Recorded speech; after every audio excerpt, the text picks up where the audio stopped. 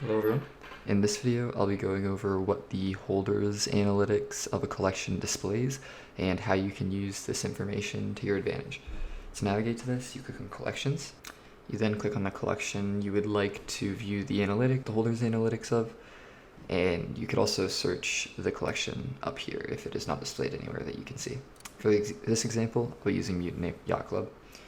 To view holders analytics, you just click holders. So because this is in the analytics of a collection, it displays this info at the top. It is the collection name, contract address, when the contract was deployed, how many tokens there are, the royalties, if it's revealed or not, a brief description. You can favorite it, refresh the items, and some relevant links. So actually within the holders analytics, it displays quite a few different things. You have the amount of unique wallets that are holders in the collection. You have the percent of wallets that are holding one item from the collection. You have the average balance per wallet. So this is the average amount of NFTs that each wallet holds. You have a graph that displays holders over time with a period of 1 day or 1 hour.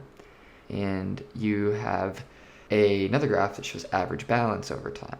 This also has a 1 day or 1 hour period. Below this, you have the top holders of this collection. So it displays the wallet. If you hover over that or click it, you can get some more info. It shows the balance of NFTs from this collection that this wallet holds. And next to that is the percent of the total supply that they hold. It also shows a 6-hour change, 1 day change, 3-day change, and 7-day change. This is how much their total balance has changed during this time frame. You can also click View Tokens. It will take you to the tokens from this collection that wallet holds. So you can do quite a few cool things with this page. The higher amount of unique wallets that there are, the better. You want to have this number be as close to the total supply as possible. And so because of that, you want the wallet holding single item, you want this percent to be as high as possible. And the average balance per wallet, you want as close to 1 as possible. What this does is it means that the collection has a really high holder ratio. And the reason you're looking for collections with really high holder ratios is because if the price of something drops, psychologically, someone is less likely to sell if they only hold 1. This is true also if the price goes up. So say you buy something for 0.1 and you have 3 of them and the price increases to 0.2 and you really enjoy the project. You're still fairly likely to sell 1 or even 2 of your NFTs because that'll still leave you with 1 in your wallet that gives you the utility that the NFT grants. But if you only hold 1 NFT and the price doubles and you really enjoy the project, then you're left with the decision of, do you want to stay in the project for the utility that you enjoy, or do you want to take some profits? And so the more wallets that hold 1 item, the better, and the closer that the unique wallets is to total supply, the better.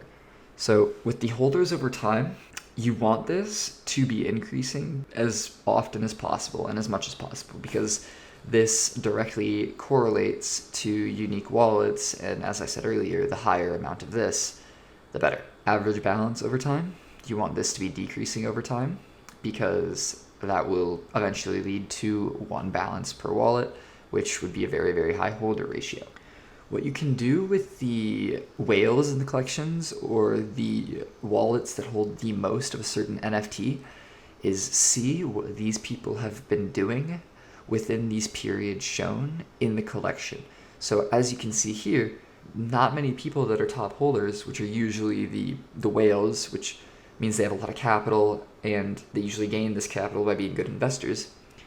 So as you can see, a lot of these people are selling, very few are buying. I mean, there are some that are buying, but a majority of the people are staying stagnant and there seems to be more people selling than buying, which means that it may not be the best time to be buying these things. And if you see a collection that has a bunch of red numbers down in this area, that probably means that it's really not a good time to be buying a collection. But if you see a lot of these whales and these very profitable wallets accumulating, so you see a lot of green in this area, so that means it may be a good time to buy into the collection because a lot of whales, a lot of influential money and smart money is doing so as well. So that is everything that the holders analytics of a collection displays and how you can use this information to benefit yourself. Hope you enjoyed.